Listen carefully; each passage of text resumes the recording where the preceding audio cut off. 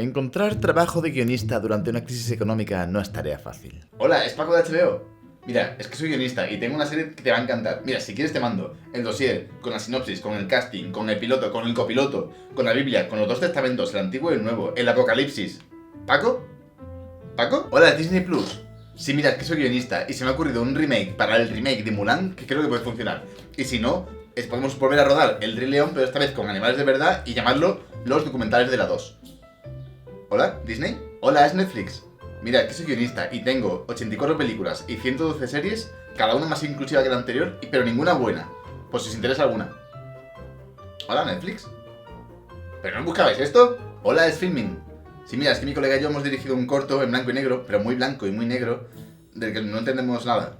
Y no nos gusta tampoco. Pero pues si os interesa. ¿Cómo?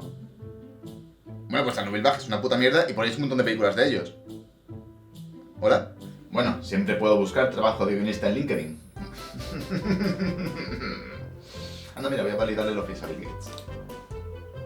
Evidentemente algo fallaba. Tenía que fijarme en ejemplos de verdadero éxito. Políticos que roban impunemente, eméritos que cobran, comisiones bajo manga. Había un patrón ahí. ¡Ya lo tengo! La solución es hacer el mal. Debo darme la piratería.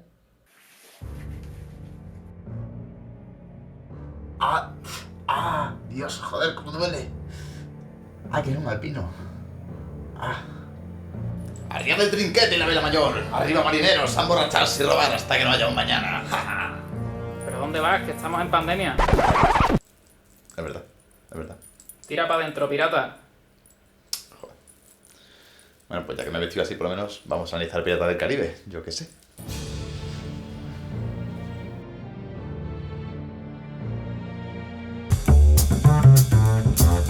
Pues ahí va mi carrera de pirata. Frustrada. Otra cosa más. En fin, Piratas del Caribe es una película. De hecho son 3 más 2 que por alguna razón llegaron a existir. Vamos a ver, su concepción original era hacer una película familiar. ¿Y por qué? Pues porque Disney, la empresa Disney, quería hacer una película basada en la atracción Piratas del Caribe que tienen en sus parques de atracciones. Y por esta razón llamaron a Jay Wolperten. ¿Y qué hizo el bueno de Jay? Pues Jay Wolperten escribió una primera versión de guión sobre un carcelero que se llama Will Turner que libera a un pirata que se llama Sparrow para liberar a la amada de Jay... A la amada de Jay no, a la amada de Will, que se llama Elizabeth y que la tiene capturada el pirata Blackheart. Hasta ahí iba bien. El problema era que algunos de los jefazos de Disney no estaban demasiado convencidos sobre el tema de la película esta. Me refiero, piratas, eso ya no se lleva, nada, eso... De hecho, pensaron en sacarla directamente en formato vídeo, es decir, en formato VHS. E incluso habían pensado en Matthew McConaughey como protagonista. Pero al final, una cosa por la otra y el asunto no cuajó bien. Así que el proyecto se quedó en un cajoncito durante un tiempo. En el año 2002, un guionista experto en pelis de piratas, llamado Stuart Beattie, recibe el guión para que le eche un vistacillo y el tío cambia algunas cositas. Por ejemplo, cambia el nombre del pirata Sparrow para llamarlo Jack, porque él pensaba que tenía que hacerlo Hugh Jackman. Y en ese momento Disney pues como que empieza de nuevo a morarle la idea y llama al productor Jerry Bruckheimer. Pero Jerry Bruckheimer dice que no le interesa la historia porque es demasiado típica. Y Disney dice, ¿demasiado típica? Pues no me traigas a uno, tráeme a 2 guionistas y que sean expertos en cine de aventuras y que ya hayan trabajado con nosotros. Así que contrataron a Ted Elliott y a Terry Rossio, 2 guionistas que ya habían trabajado en películas como La Máscara del Zorro, Pequeños Guerreros, La Ruta hacia el Dorado o Aladdin. Vamos, que se conocían el tema de aventuras. Por cierto, que Pequeños Guerreros y La Ruta hacia el Dorado son 2 películas que merecen un análisis. Solamente digo eso. Es que pasan desapercibidas porque son como cine para niños, pero es que están muy bien escritas. El caso es que Ted y Terry reescriben la película que Disney quería sacar adelante y le dan un rollo mágico fantástico que a Jerry Bruckheimer le flipa. Así que Jerry acepta el proyecto y llama a su amigo Gore Verbinski, que era un director que ya había trabajado en la versión americana de The Ring y sobre todo en Un ratoncito duro de roer. También otro peliculón. Ya hablaremos otro día de él. O sea, es decir, estaban cogiendo de lo mejorcito. Así que, ¿qué podía salir mal? Pues incluso con todo eso, Disney como empresa aún estaba dubitativa con el proyecto. ¿Por qué? Pues porque Disney, solamente un año antes, había estrenado una película que se llamaba The Country Bears, que en España se llamó Osos a todo ritmo, por esa costumbre rara que tenemos de llamar todo a todo ritmo o como puedas, por la razón que sea. El caso es que esa película había sido una hostia tremenda en taquillas y Disney aún seguía pues lamiéndose las heridas. Y de hecho esto afectó muchísimo al rodaje de Piratas del Caribe, porque cada 2 por 3 pausaban el rodaje, que si sí, que si no, de hecho incluso se llegó a hablar de cancelación, producción, pero el director, Gore Verbinski, me cuesta muchísimo decir Gore Verbinski, me resulta más fácil Gore Verbinski, no sé por qué. El caso es que el director en ningún momento realmente llegó a parar la producción. Paró el rodaje, pero el equipo de diseño seguía trabajando en bocetos, en ideas, y de hecho cuando mostraron todo ese material a Disney, pues Disney dijo, ah, hostias, es que esto está muy bien hecho. Vamos para allá con la película, a ver qué pasa. A ver qué pasa, a ver qué pasa, te digo qué pasa. Y ahora vamos a hacer un pequeño inciso, porque mucho se ha hablado del posible plagio, inspiración, lo que sea, de la saga Piratas del Caribe en la saga de videojuegos Monkey Island. Monkey Island, que es una saga de videojuegos creada por Ron Gilbert. Y es cierto que contienen muchos, pero que muchísimos elementos que son muy parecidos. El sentido del humor absurdo, la mezcla de piratería en el Caribe con magia vudú, y ya que estamos, también la trama en la que un pirata fantasmagórico secuestra a la hija de un gobernador y otro tío tiene que convertirse en pirata para ir a rescatarla, pues también se parece un poquito, la verdad. No sé, tiene muchísimos elementos comunes. Y es cierto también que incluso el propio Ron Gilbert alguna vez ha dicho que se ha inspirado también en la propia atracción de Piratas del Caribe para sacar adelante su videojuego. Me refiero, a ver, el videojuego es de 1990 y la saga Piratas del Caribe es del 2002. Pero ¿qué pasa? Que en entrevistas posteriores, tanto Ron Gilbert como Ted Elliott como Terry Rossio admitieron que todos se habían basado en un libro que era anterior a todo esto, una novela de piratas llamada On Stranger Tides, escrita por Tim Powers en 1987. Y la novela pues habla de un tipo que se tiene que hacer pirata para salvar a la hija de un gobernador que ha sido secuestrada por un pirata, y todo esto pues aderezado con vudú y magia extraña. Y es que al final todos se basan en todos, pero intentan aportar algo nuevo. Así que vamos a analizar única y exclusivamente Piratas del Caribe, la maldición de la perla negra. La película comienza con este plano.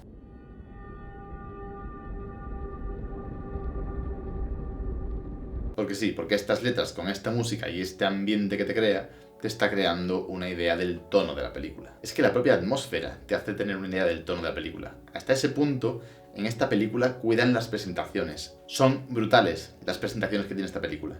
Y todo esto se pone desde el guión. Y cuando digo que esta película tiene muy buenas presentaciones, me refiero a cosas como esta. Tenemos un barco velero con una niña cantando una canción de piratas.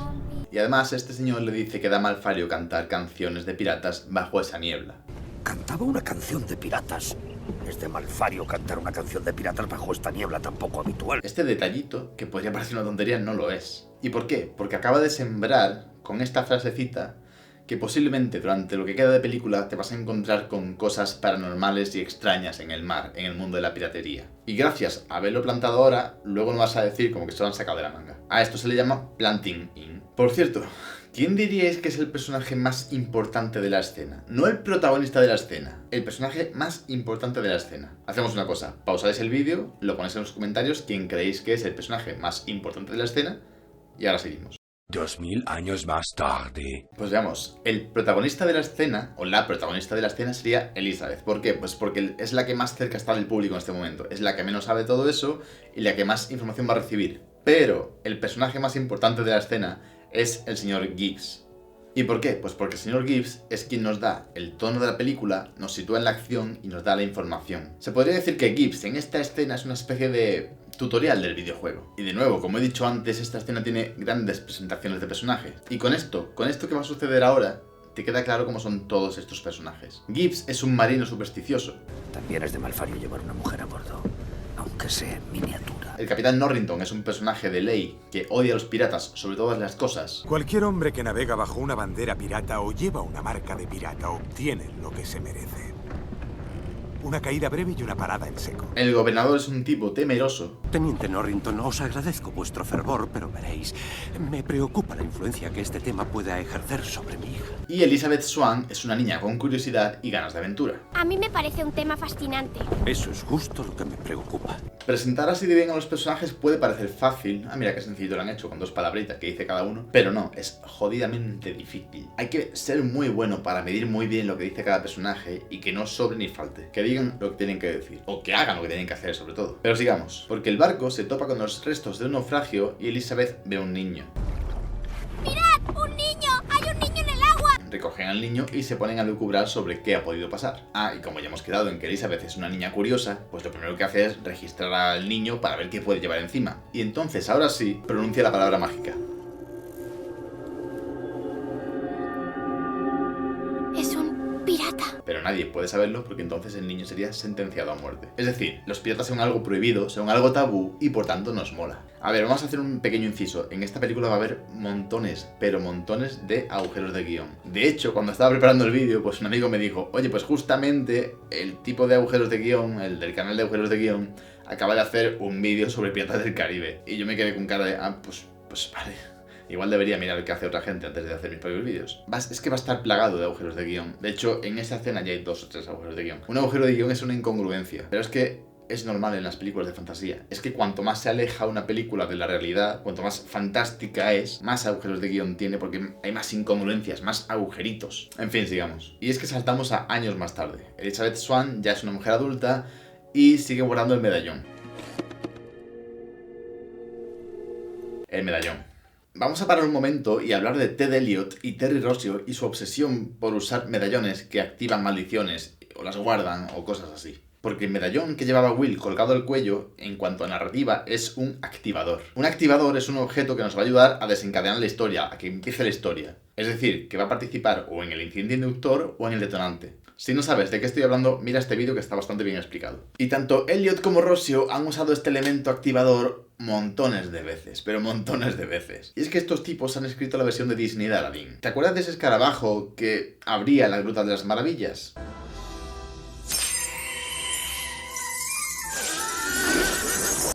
Por ejemplo, también escribieron la máscara del zorro.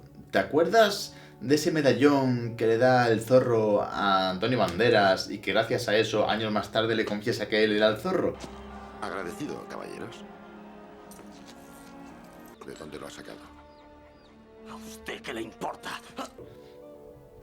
Medallón. También escribieron Pequeños Guerreros, en el cual un chip hace de activador porque es el que desencadena toda la historia.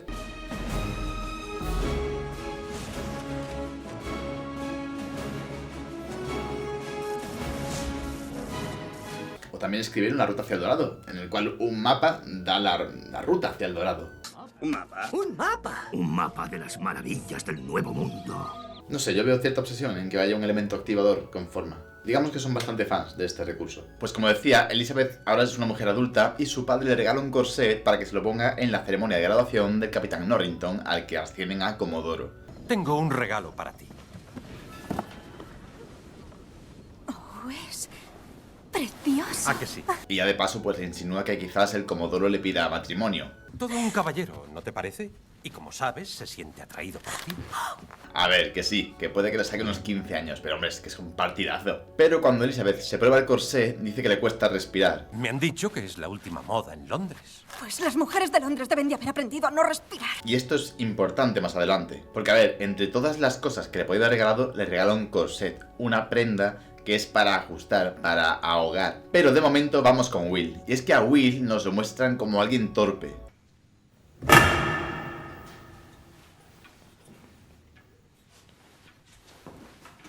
Yo cuando empecé a analizar esto pensé que no tenía mucho sentido. A ver, me refiero, Will es un tío que 2 escenas más tarde va a estar haciendo esto.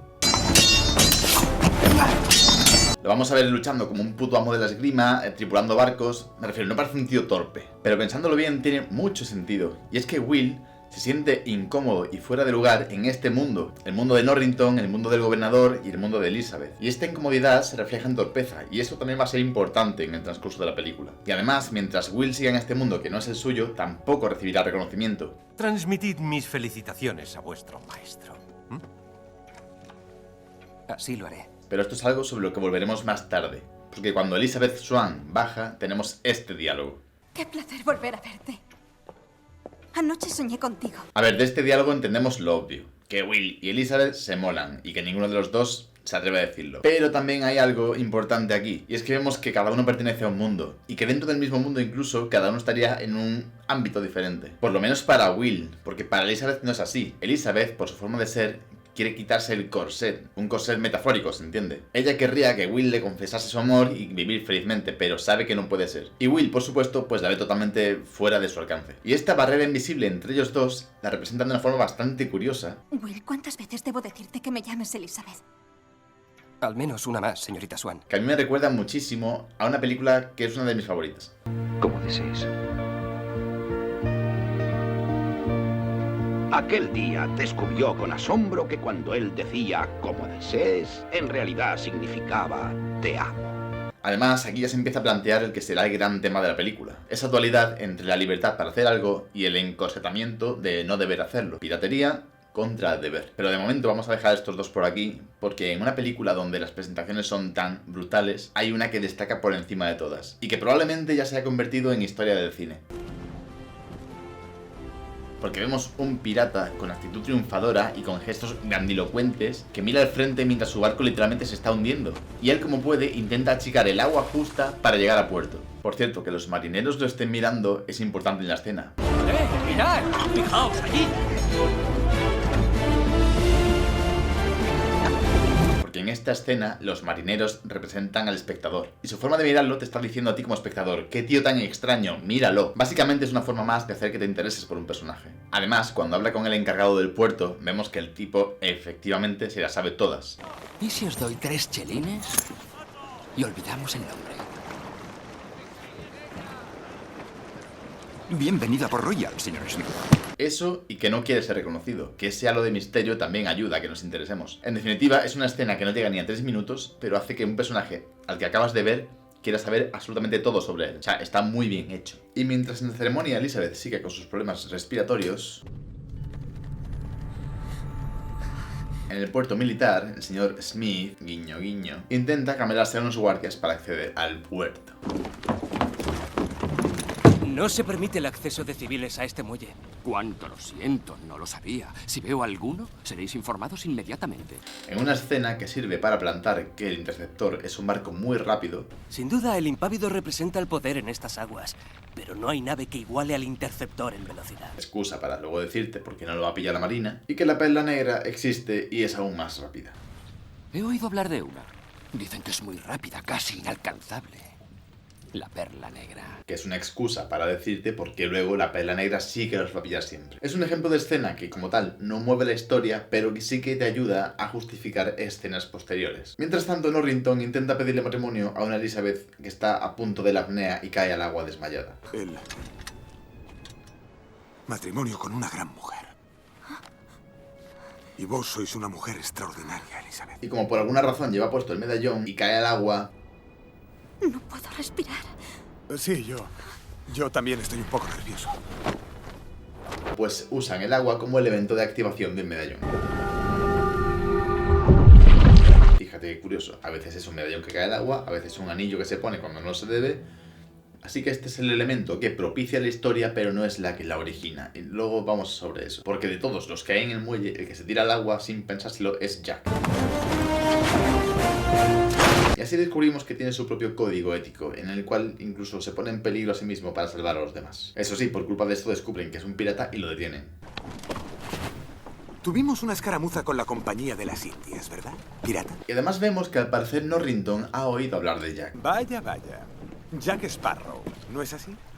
Capitán Jack Sparrow, si nos importa. Y sí, es un recurso que ya han usado antes para ensalzar la Perla Negra. Es como, ¿cómo podemos mitificar esto? Pues que la gente haya oído hablar de ello y se genere una especie de halo de misterio a su alrededor. Así que con Jack hacen exactamente lo mismo. Alguien ha oído hablar de él y se genera una especie de mito, una especie de misterio alrededor de Jack. Y aquí me voy a quitar un momento el modo analista y voy a poner el modo crítico, porque quizás con Jack no hacía falta. Es decir, Jack ya nos interesaba sin crearle un halo de misterio. Pero bueno, ser un crítico a posteriori es muy fácil, así que no quiero caer en eso. Han probado, pues funciona más o menos, funciona. El caso es que Jack consigue ingeniárselas para escapar y aquí tenemos el primer momento blockbuster.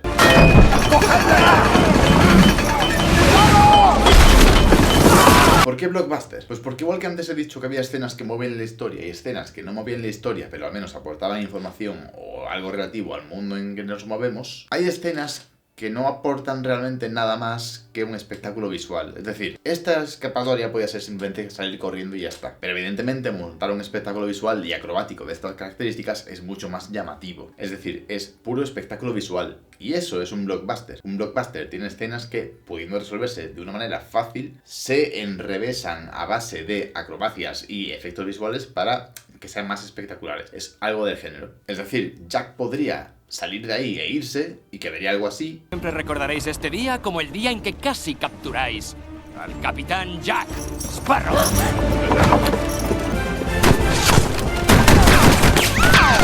lugar de eso, se monta una coreografía. ¿Lo digo como algo malo? No.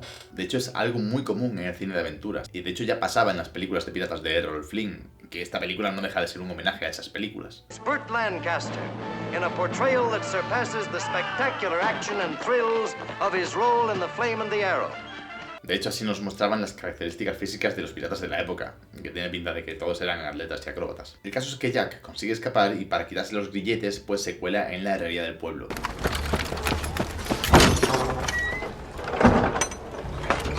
Que es la misma herrería en la que trabaja Will.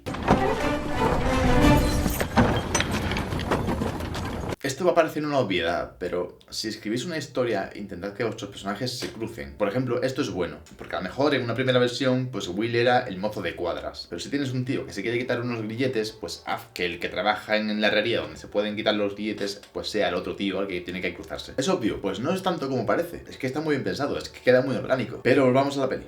Porque cuando el honorable Will se cruza con Jack, no puede dejarle ir porque le ha faltado el respeto a la señorita Swan. Muchacho, ¿crees que es acertado cruzar la espada con un pirata? Has amenazado a la señorita Swan. Vemos que es un tío de honor y eso es importante para el resto de la película. Esto da lugar a una escena de duelo. ¡Las hago yo! Y practico con ellas 3 horas al día. Necesitas encontrar a una buena chica. Que de nuevo recuerda muchísimo a las pelis de piratas de los años 50.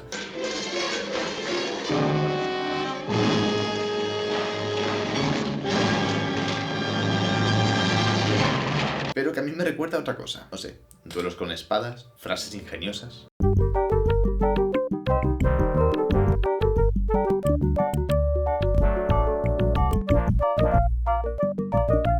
Pero sí, de nuevo es una escena de puro espectáculo. Pero cuando al final Jack apunta a Will con la pistola, tenemos algo nuevo, una información muy relevante. Y es que le dice que esa bala no debería ir para él. ¡Por favor! ¡No!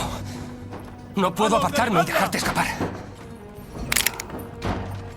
Este tiro no tendría que ser para ti. Por fin empezamos a conocer de verdad a Jack. Vemos que tiene una cuenta pendiente, que busca venganza. Y esa forma de abrirse, digamos que le cuesta caro porque es el momento en que se despista y lo pillan. Pero esa misma noche, mientras Jack está preso y Elizabeth siente que está enamorada de otro hombre, la maldición se ha desatado.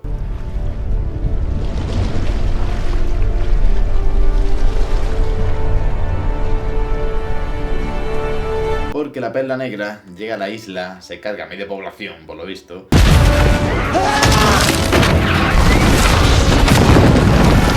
Y se cuelan en casa del gobernador.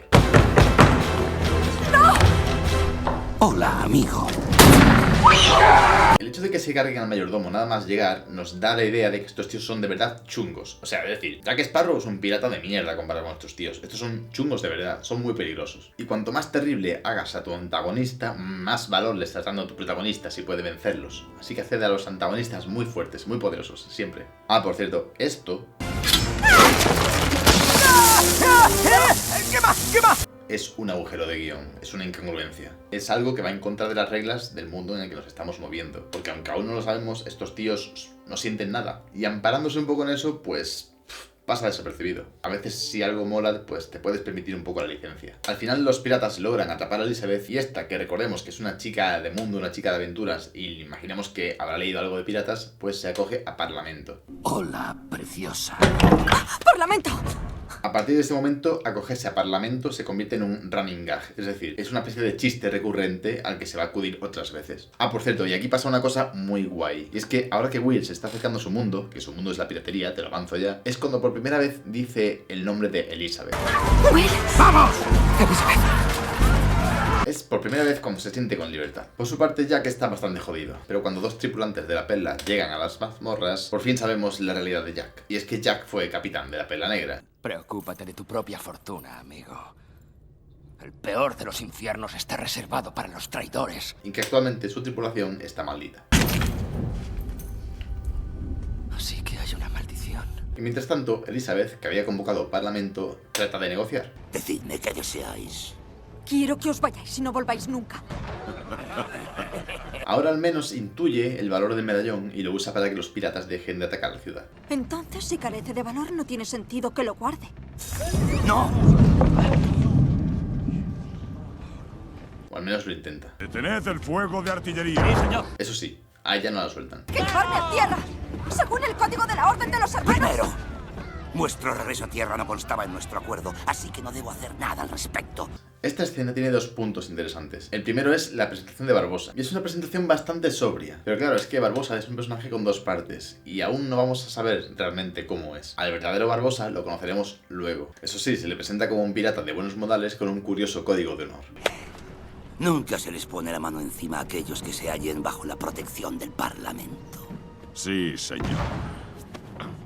Y si lo pensamos, es exactamente lo contrario que Jack. Jack es un tipo con malos modales, pero con un verdadero código de honor. Además, el hecho de que tenga este control sobre sus hombres te hace ver que es un tío respetado, al contrario que Jack. Y por otra parte, en esta escena tendremos el valor que tiene el medallón en la historia. Durante lo que llevamos de peli, hemos visto gestos y atisbos que nos adelantan quizás que el medallón tendrá una historia importante, pero aún no sabemos realmente qué hace. Pero el guión está tan bien construido que a ti no hace más que interesarte más y más y más de qué coño va el medallón. Y de esta manera termina el primer acto de la película. Y con las cartas sobre la mesa, ya incluso si tuviésemos el tema de la película, que a ver, en este caso el tema lo chivo yo, porque si estuvieseis viendo la película por primera vez, en este punto aún no se ha dicho claramente el tema. Pero el tema de la película es ese, la libertad contra el poder, la piratería contra los soldados de su majestad. Y sabiendo esto en este punto, podríamos establecer una especie de esquema situando a cada personaje a cada lado del tema. Es decir, los personajes que en este momento son más libres y los que no lo son. Bueno, ahora que vamos a la segunda parte, me pongo el pendiente otra vez. Y es que a Will le da una especie de arrebato de ira y quiere ir a rescatar a Elizabeth. Gobernador, estableceremos la ruta más probable.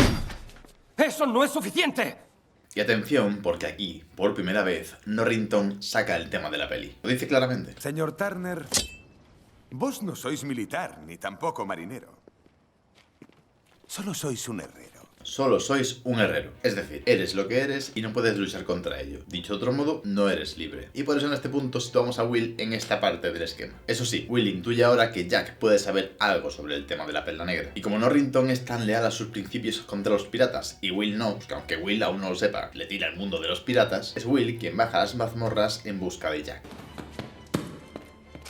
¡Tú, Sparrow! El hecho de bajar en cine siempre es muy representativo, porque bajar es literalmente descender, como a los infiernos. Además, baja las mazmorras, si es que te lo están diciendo claramente. Pero Will quiere rescatar a Elizabeth. Y cuando Jack se entera de cómo se llama Will... ¿Cómo te llamas? Will Turner. Acepta sin dudar. Lo pusieron por tu padre, ¿verdad? Sí. Ajá. Bueno, señor Turner, he cambiado de opinión. Como ya a estas alturas vamos conociendo a Jack, suponemos que hace algún plan por lo bajini, que nos interese más el nombre de Will. Al final, si os fijáis, lo que hacen todo el rato es buscar nuestro interés en ciertos puntos. Así que finalmente llegan a un trato y entramos, ahora sí que sí, de lleno en el segundo acto. El acto en el que el protagonista hace cosas para lograr su objetivo. ¿Y por qué? Porque ahora sabemos que el protagonista es Will. Porque es Will quien mueve toda la historia para encontrar su objetivo, que es Elizabeth. Y porque Jack ya pertenece a ese mundo y Elizabeth pues no ha tenido mucha elección, la verdad. Es Will voluntariamente quien se adentra en este mundo. Así que como hemos dicho que les van a hacer falta varias cosas para lograr su objetivo, lo primero que le va a hacer falta realmente es un barco para salir de la isla. ¿Vamos a robar un navío? ¿Ese navío? Requisar. Vamos a requisar ese navío. Y Jack deja las cosas claras. ¿Hasta qué punto deseas salvarla? Daría mi vida por ella. Es decir, peligro de muerte. Es una forma muy guay de avisar que un personaje va a sufrir una transformación en su forma de ser. Literalmente puede morir. Y por cierto, si alguno en este momento piensa que estamos ante la estructura del viaje del héroe, no es. Pero no os rayéis, ya otro día hablamos del viaje del héroe. Ah, y por cierto, esto de la barca... Esto es una locura o una genialidad. Esto no es un agujero de guión, ¿de acuerdo? Esto es simplemente una flipada. Pero como mola, lo meten, porque está en el tono de la película. Puedes meterlo porque no te va a destrozar el tono. Así que si mola y no te rompe el tono, mételo. Y de esta manera, Jack traza un plan para conseguir hacerse con el interceptor y así salir de la isla. ¡Mantened todos la calma! Estamos tomando posesión de este navío. Y como todos los planes de Jack, pues parece una cosa muy estrafalaria, pero casualmente siempre acaban funcionando.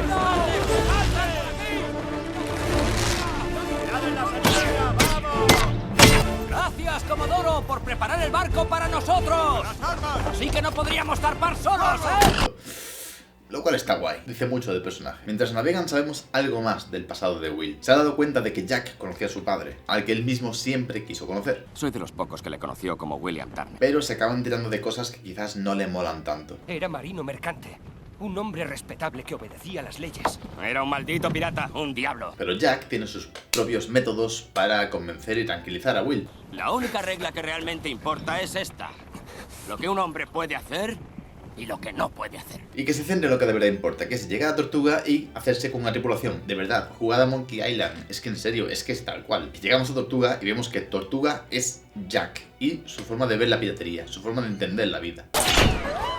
Más importante aún es la triste existencia del que nunca se ha deleitado con la dulce y persistente fragancia del vergel de tortuga, ¿comprendes? Llevan 50 minutos de peli diciéndonos que los piratas son... La mayoría son criaturas infames y detestables. Y bueno, esto lo confirma, pero es que no lo plantean como algo malo. Pero lo que Jack y Will buscan es llegar a la isla de Muerta, y para eso les hace falta una tripulación, y para eso tienen que encontrarse con el señor Gibbs.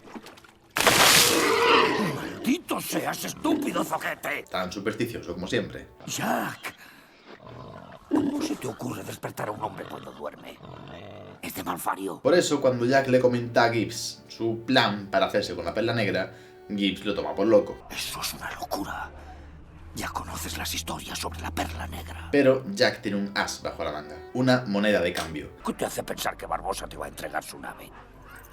Yo diría que es una cuestión de influencias, ¿comprendes? Y en este momento nos damos cuenta de hasta qué punto se cruzan los arcos de personaje de Jack y de Will, porque ambos necesitan el uno del otro para lograr su objetivo en la película. Por su parte, Elizabeth recibe la invitación de Barbosa para cenar con él. Y mientras Elizabeth se pone como el Kiko con el festín de su vida... Estaréis hambrienta.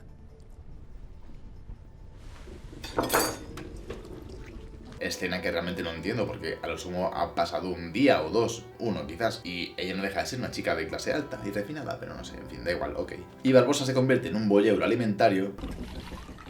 Me mola muchísimo la capacidad de los guionistas para sugerir interés sexual sin saltarse las normas morales de Disney. Está muy bien hecho. El caso es que al fin conocemos toda la historia, el medallón, la tripulación, la maldición y el porqué de todo esto. Cualquier mortal que sacara una sola pieza del arca de piedra sería castigado para toda la eternidad. Barbosa le cuenta la historia de cómo se hicieron con el oro y cómo eso les maldijo. Elizabeth en un principio no se lo cree y eso cambia pronto.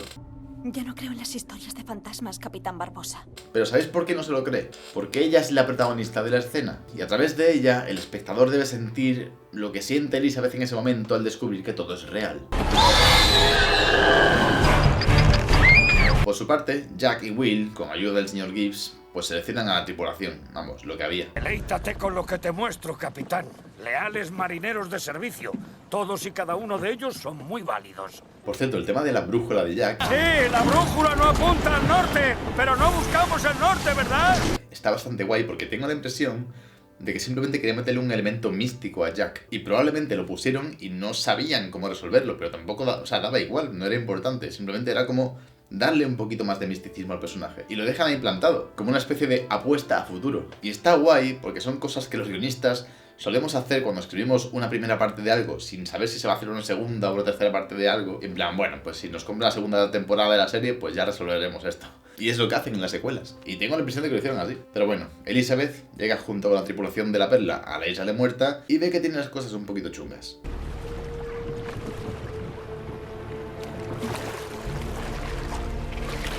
Y Jack y Will y su tripulación también se acercan a la isla y es cuando Will le pregunta al señor Gibbs sobre la brújula de Jack. Y conocemos el verdadero motivo que impulsa a Jack a meterse en esta historia. No se sabe mucho de Jack Sparrow antes de que apareciera en Tortuga para ir tras el tesoro de Isla de Muerta.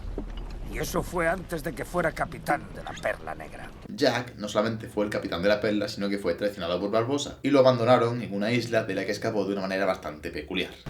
Estuvo metido en el agua durante 3 días y 3 noches, hasta que todo tipo de criaturas marinas se acostumbraron a su presencia. Al final llegan a la isla y Jack les dice que si Will y él no regresan, que se acojan al código. ¿A qué código ha de acogerse Gibbs si ocurre lo peor? Al de los piratas. Cualquier hombre que se queda atrás, se deja atrás. Esto para Will es novedad, que los piratas tienen un código, porque recordemos que en este punto, aún para Will, los piratas son hombres sin honor. No hay héroes entre los ladrones, ¿eh? Pero como el propio Jack le recuerda a Will... Para tener tan pésimo concepto de los piratas, vas camino de convertirte en uno de ellos. Él está a punto de convertirse en un pirata. El caso es que los dos llegan a tiempo para ver el ritual con el que intentan romper la maldición. Y sobre esta escena, 2 cosas. La primera es que si os fijáis es un ejemplo más de película en la que el malo le cuenta el plan al bueno. ¿Quién ¿Quién ha pagado por el sacrificio de sangre ofrecido a los dioses paganos? ¿Y la sangre de quién se ha de ofrecer? Bueno, pues os voy a confesar algo. Eso es, el guionista haciéndose una... Gustándose mucho. Y sí, porque recordemos que los protagonistas de las escenas son el canal por el que el espectador recibe la información, por aquello de que conseguimos empatizar con ellos. Por lo tanto, es el guionista diciéndote a ti lo guay que es el plan o la historia que se ha inventado. Pero, por otra parte, también tenemos a Barbosa hablando de lo desproporcionado del castigo, del sufrimiento padecido. El castigo infligido ha sido desproporcionado al crimen cometido. Y este es uno de los detalles que hacen que esta película no sea un blockbuster al uso. Te importan los malos, empatizas con ellos y sientes su pena. Y por cierto, hablando un poco de todo, interesante el subtexto de esta escena, de nuevo para mostrar un carácter sexual sin que Disney lo censure. ¿Sabéis qué es lo primero que haré cuando desaparezca la maldición? Comerme un tonel de manzanas. ¿O alguien piensa de verdad que lo que va a comer son manzanas? Que Disney tendrá sus estrictas normas morales, pero es que estos tíos no dejan de ser piratas. Ah, por cierto, aquí asistimos al primer momento en el que Will empieza a aceptar su naturaleza pirata, y es que traiciona a Jack. Lo siento, Jack. No vas a utilizar mi influencia. El caso es que el ritual para quitar la maldición pues no surte efecto, evidentemente, y eso hace que empiece a originarse una especie de motín entre los piratas. ¡Nos has traído aquí para nada! No toleraré que nadie me cuestione, y menos alguien como tú, señor Twicom. Will aprovecha esto para rescatar a Elizabeth, y los piratas, cuando se dan cuenta, pues van a los botes, pero se encuentran con Jack. ¡Oh! Se supone que estás muerto. ¿Y no lo estoy? Momento en el que de nuevo sale el running gag de Parlamento. ¿Parlamento? ¡Eso es!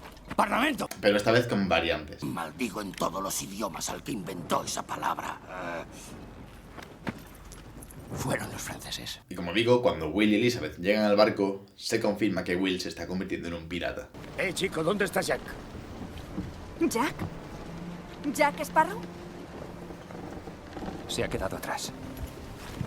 Está aceptando su propia naturaleza por su propio bien. Así que por fin tenemos la escena en la que Will descubre dos verdades sobre sí mismo. Cuando ella dice que no le importa el tacto de las ásperas manos de un herrero... Las manos de un herrero son muy ásperas. No, bueno, sí lo son, pero...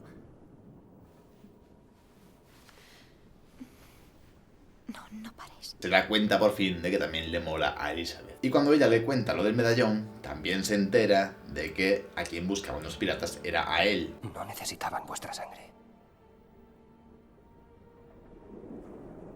sino la de mi padre. Mi sangre. Y sí, de nuevo, es un agujero de guión, porque Will se dio cuenta en la taberna. Lo podía haber intuido realmente. Tiene que ser medio lerdo y no lo es. Pero insisto, en las películas de fantasía es bastante normal que haya agujeros de guión, porque se apoyan en ellos para avanzar la trama. Le piden al público esta especie de concesión de, oye, en serio, créete esto, ¿de acuerdo? No le eches mucha cuenta que esto es un fallo, porque es que si no, la trama no avanza. Por su parte, Jack negocia las condiciones en las que prestará su ayuda a Barbosa. ¿Qué tal si damos una bandera de tregua? Me lanzo sobre el interceptor y negocio que te devuelvan el medallón. Y por mucho que Jack intenta hacer de las suyas, Barbosa es un tío que no se anda con chiquitas. Es mucho más fácil registrar a los muertos. Así que la Perla Negra alcanza el interceptor y de pronto Elizabeth se convierte en una maestra de la navegación que se conoce los datos técnicos del barco y la orografía de un terreno en el que nunca ha estado. Pero ok, de acuerdo, vale. Nuestro calado es menos profundo, ¿verdad? Sí. Podríamos intentar perderlos en aquellos bancos de arena. Pero, incluso con el plan de tirar por la borda todo lo que pillen, la Perla Negra los acaba alcanzando. Por lo que hemos dicho al principio de la película, de que la Perla Negra es el barco más rápido de todo el Caribe. ¿Veis? Planting in, planting off. Así que la Perla los alcanza y habrá que pelear. ¡Hay que poner resistencia! ¡Debemos pelear! Y además, Elizabeth, que recordemos que no debería ser una gran maestra de la navegación, pero oye, lo es, qué bien, qué guay, pues vuelve a tener una idea que a ninguno de los experimentados marineros del barco se le ocurre. ¡Va a virar sin siquiera ponerse a tiro! ¡Echad el ancla por estribor! Por cierto, que el barco gire de esa manera narrativamente nos aporta la excusa perfecta para que el medallón se pierda y se líe mucho más a la hora de buscarlo. A ver, la escena también nos aporta una buena escena de cañonazos.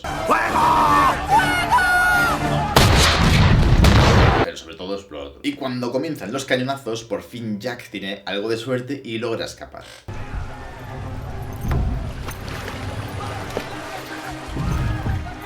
La tripulación de los buenos parece estar acorralada y la solución pasa por encontrar el medallón. ¿Y qué pasa? Que como hemos dicho antes, el medallón se había ido a tomar por culo por culpa del giro del barco. Y si puedes poner a tu protagonista en aún más peligro, hazlo. ¿Por qué? Pues porque eso genera mucha más tensión. Más tensión, mejor siempre. Y por eso Will, cuando va en busca del medallón, encima se queda atrapado.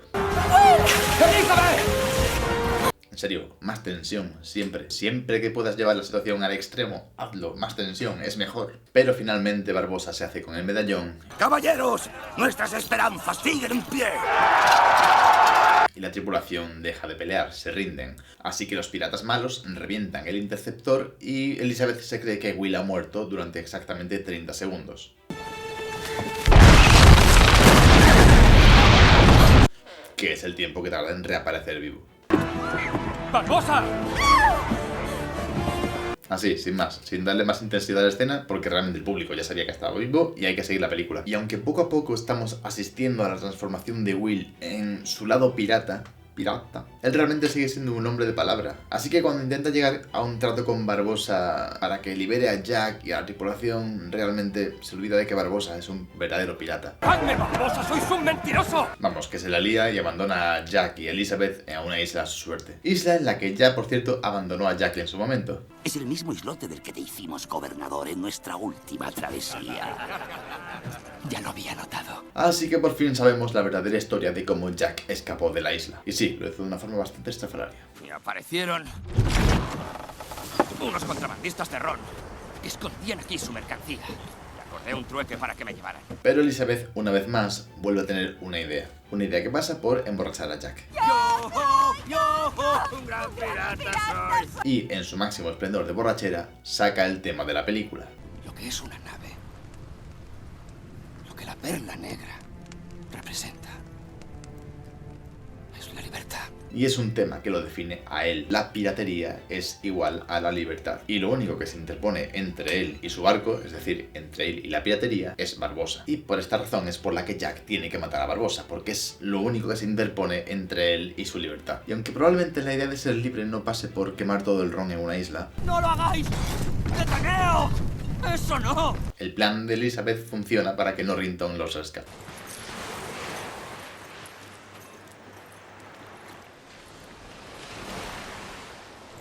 Ahora quién la aguante después de esto. Y una vez a bordo, Elizabeth consigue que Norrington se comprometa a rescatar a Will a cambio de su propio compromiso. Comodoro, os lo ruego, hacedlo. Por mí.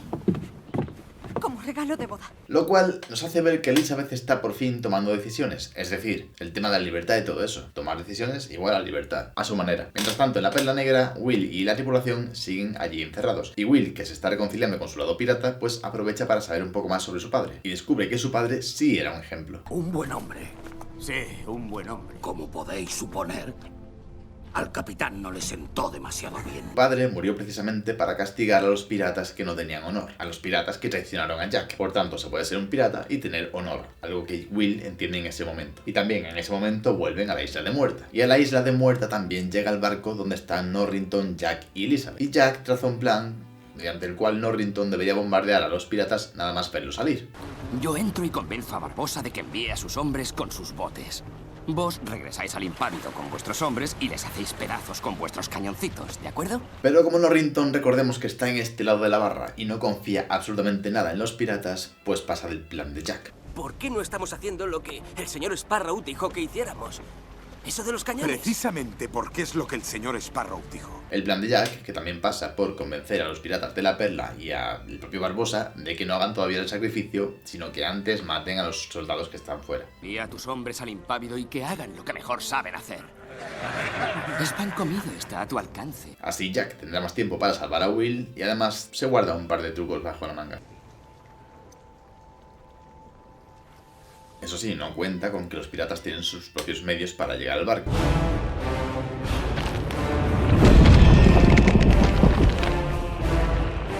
Y en toda esta confusión realmente habría que preguntarse qué implicaba el plan de Jack y qué no. Eso sí, El hecho de que esté generando lío nos ayuda a crear tensión y nos ayuda a prepararnos para la llegada del clímax de la película. Recordad, tensión igual a bueno. Crear tensión es bueno, porque de esta manera estamos preparando el terreno para llegar al punto álgido de la peli. Aunque el plan de los piratas es bastante curioso. Y es que si los piratas pueden andar bajo el agua y además son inmortales, ¿para qué necesitan el sigilo? Pero como ya dije antes, si una escena mola, métela. Y la escena mola muchísimo, la verdad. Son las 2 de la mañana y no os hacéis una idea del ruido que estoy haciendo aquí. O sea, me van a matar los vecinos. Me van a matar. Mientras tanto, Elizabeth pues aprovecha para llegar a la perla y liberar a la tripulación de Jack. ¡Es Elizabeth! Y aquí creamos unas especies de subtramas de enemigos que se enfrentan entre sí contra alguien de su nivel, por así decirlo. Jack se enfrenta a Barbosa, Will se enfrenta al pirata de las bombas y a 2 más para compensar. Las tripulaciones se enfrentan entre sí y el gobernador se enfrenta a una mano. Este recurso es súper común en las películas de aventura, de acción, en general casi cualquiera que tenga una batalla final. Pero vamos a volver a la pelea porque ¿alguien puede explicarme esto? ¿De qué lado está Jack? En este momento, Elizabeth llega para salvar a Will y mientras se preguntan de qué lado está Jack, unos piratas con los que hasta hace literalmente 5 segundos ha estado luchando Will a vida o muerte, se ponen a discutir entre ellos. Me refiero, se están batiendo a muerte contra un tío que literalmente tienen que matar porque necesitan su sangre para quitarse de encima una maldición que les lleva atormentando durante 10 años, pero de pronto le parece súper buena idea ponerse a discutir con el otro porque se dejó el cabo del trinquete suelto el miércoles pasado. Es que no tiene ningún sentido.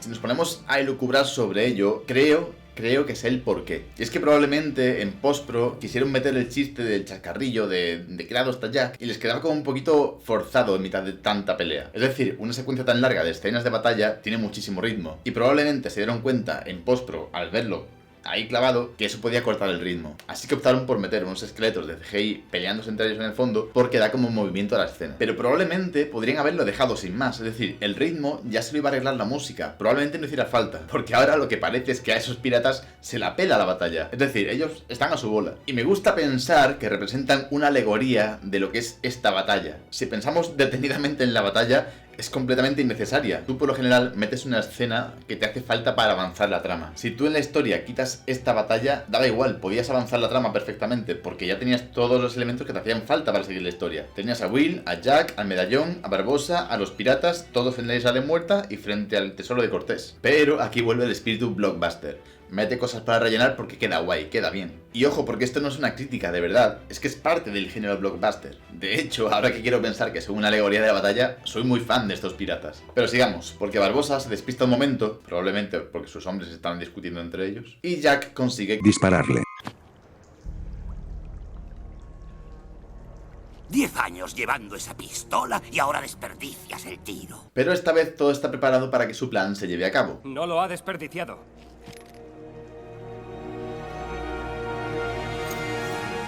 Y da pie a una de las escenas más brutales de la película, que es la muerte de Barbosa.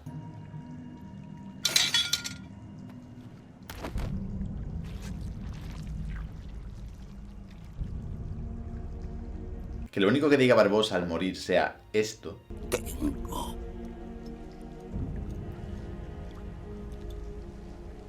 frío.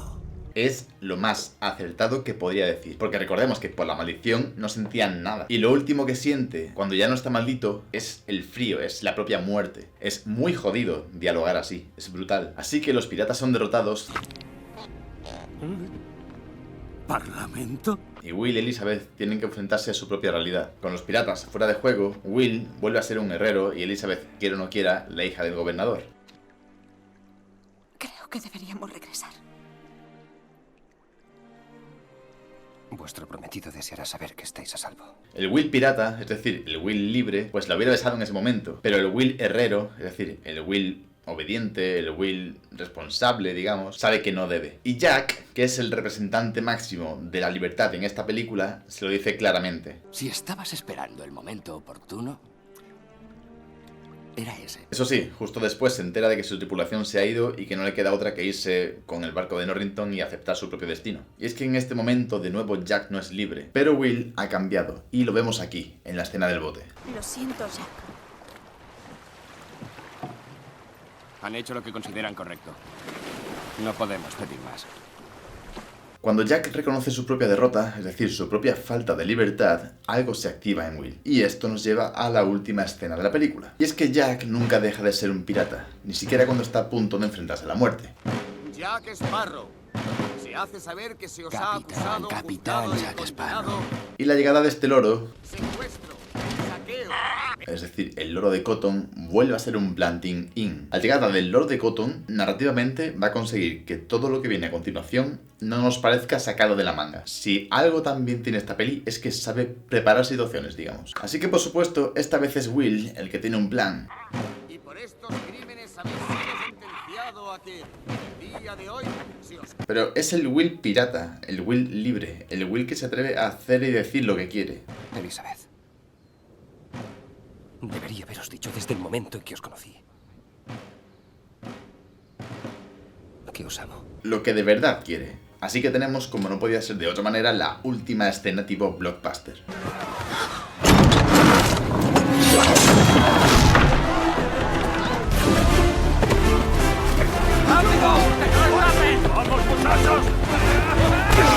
Pero la huida no acaba tan bien como debería y Will y Jack acaban siendo capturados. Pero el Will pirata ha hecho esta vez lo que ha querido y cuando Norrington saca a relucir el tema de la peli... No olvidéis el lugar que os corresponde, Turner. No olvides el lugar al que perteneces. Da un poco la sensación de que este personaje tiene como función principal sacar el tema de la peli. El caso es que esta vez Will sabe en el lugar que está y sabe lo que quiere. Mi lugar es este. Entre vos y Jack. Y este arranque de valentía hace que esta vez sea Elizabeth la que da un paso adelante. Y el mío también. Elizabeth. Es decir, Elizabeth también toma su propia decisión porque Elizabeth también sabe lo que quiere. Así que se quita el corsé metafórico y gracias a eso se salvan. Por el amor de Dios, retiradlas. Y así se cierran las tramas de Will y Elizabeth. Ambos se puede decir que han conseguido su libertad y que son más o menos piratas. También Norrington ha completado su arco de personaje. Es aquí donde en verdad reside vuestro corazón. Aunque el que lo verbalice sea el gobernador. Quizás en el raro caso en el que para seguir la dirección correcta se requiera un acto de piratería. La piratería en sí misma puede ser la dirección correcta. Pero bueno, como los dos han aparecido siempre juntos, pues se puede decir que son casi el mismo personaje. Narrativamente son el mismo personaje. Y además, Norrington por primera vez reconoce el valor de Will. Es una hermosa espada. Confío en que el hombre que la hizo demuestre el mismo cariño y devoción en todos los aspectos de su vida. Lo que también ayuda a que Will cierre su arco de personaje. Ahora sí, todos los arcos de personaje están cerrados. Bueno, todos no. No, porque Jack aún tiene algo que decir. Porque para que Jack consiga su libertad, tiene que ser un pirata. Y para ser un pirata, tiene que tener un barco. Capitán Sparrow. La perla negra es vuestra. El objetivo de Jack no era matar a Barbosa. El objetivo de Jack era el barco y Barbosa era lo que se lo impedía. Pero ahora sí, Jack vuelve a ser capitán de la perla negra. Y de esta manera alcanza su libertad. Una libertad que al fin, ahora sí, logra. Y ahora, rumbo al horizonte. A ver, la verdad es que cuando me puse a hacer el análisis de esta película, me sorprendió muchísimo. Es decir, parece, porque de hecho es un blockbuster. Fue ideado como un blockbuster. Disney quería pegar el pelotazo. Y a Disney le hubiese valido cualquier película bastante menor. Pero lo que le dieron a Disney fue oro para lo que Disney buscaba. Y gracias a eso, pues no se quedó en una simple película de aventuras como luego sí que le pasaría al Llanero Solitario. Es decir, esta película está hecha con muchísimo mimo, muchísimo cariño y eso se nota. La trama, aunque tiene un montón de agujeros de guión, pero se sostiene. Los personajes crecen, te importan, te interesan. Más allá de que Johnny Depp haga un papelón porque hace un papelón, la trama te importa y aunque no estuviese Johnny Depp, la película hubiese sido un éxito. Estoy casi seguro. Así que ya sabéis, un blockbuster no significa una mala película. Esto es una buena película, es un blockbuster, es cine de aventuras y está bien construido. Lo que pretende, lo consigue. La película como blockbuster pretende entretener y te entretiene, pero también te cuenta la historia de un tipo que decide aceptarse a sí mismo como lo que es realmente. Y así consigue su libertad. En cierto modo es un viaje filosófico. Otro día hablamos de filosofía y cine, que ahí también hay tela. Y de esto va la película. Si te ha gustado, dale like, comparte, suscríbete porque me haces un favorazo. Y la idea ahora es subir un vídeo bastante más a menudo. Así que para que eso no se te pase, ¿de acuerdo? Pues le das a la campanita y ¡pling! Se te anuncia. Ah, y también sígueme en Instagram, que subo post de guión donde doy consejitos y mierdas y por ahí podemos hablar. Y en Twitter igual, @alejam. Y en Facebook también, en página de Facebook. Y no me sigas en más sitios, no tengo más sitios. Y nada, que nos vemos en el siguiente. Hasta luego.